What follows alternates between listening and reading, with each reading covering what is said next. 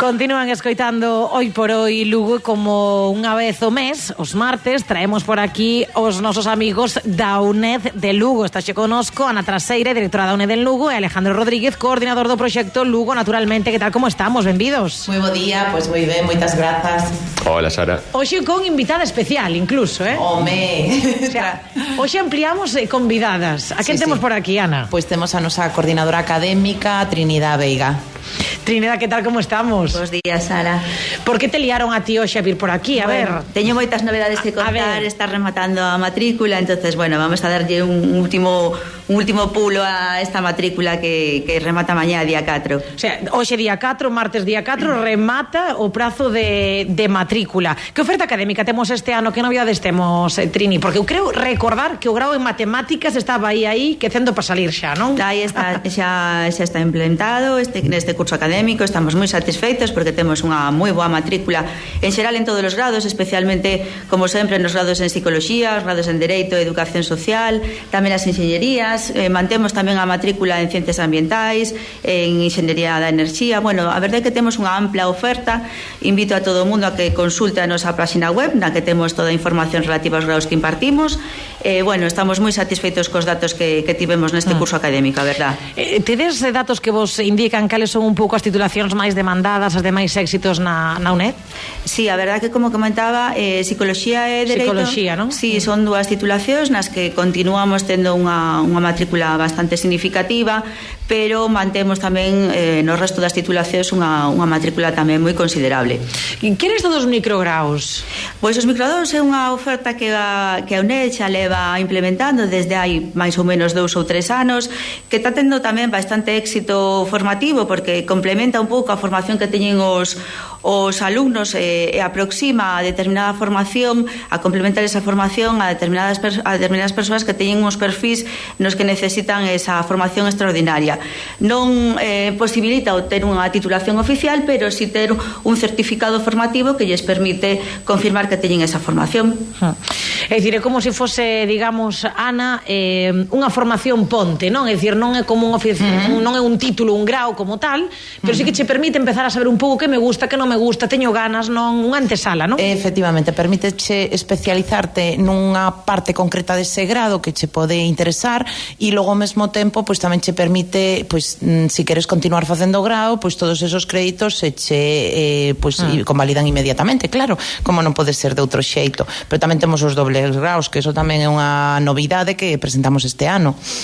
Trini, de que vais todos os doble graus? Pois os dobles graus, en principio empezamos co doble grau en Dereito e Traballo Social. Esa combinación de varias titulacións. Unha combinación de dúas titulacións, efectivamente.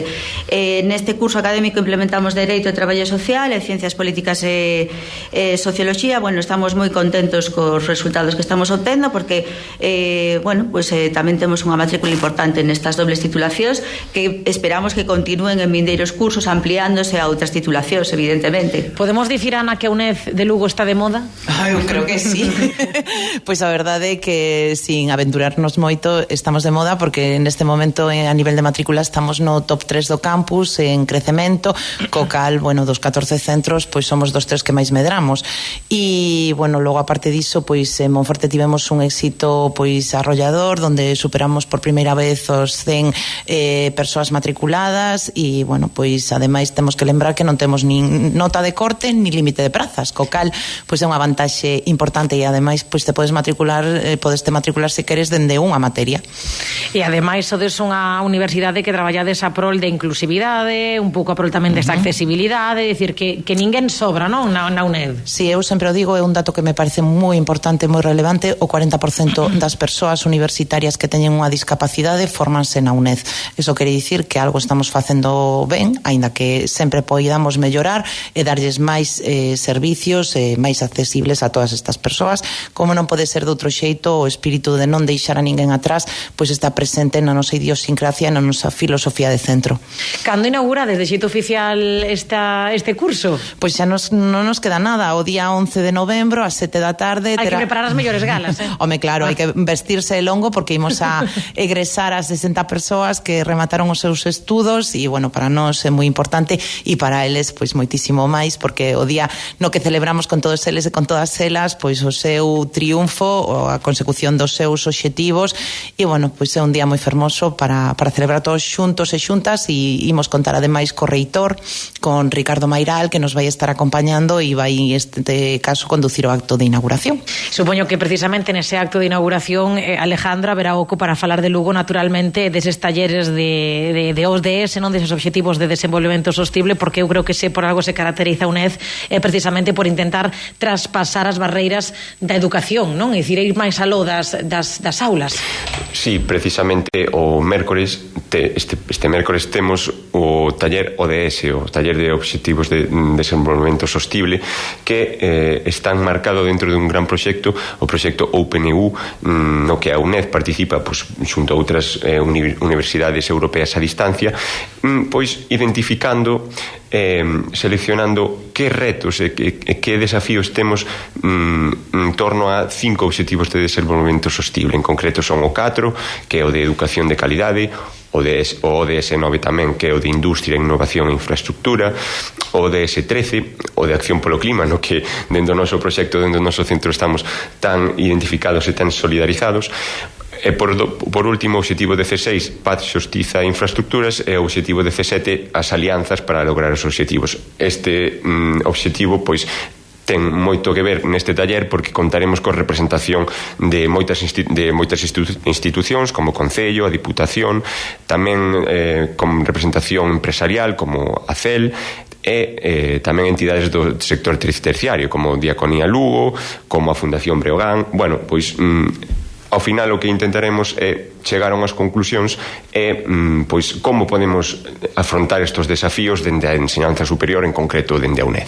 E cas sinerxias, non, Ana? Que é fundamental. É fundamental, e bueno, nos neso traballamos moito, levamos moitísimos anos pois tratando de relacionarnos dun xeito moi activo coas institucións, tamén por suposto con todas as entidades sociais que temos coa empresa, co mundo empresarial.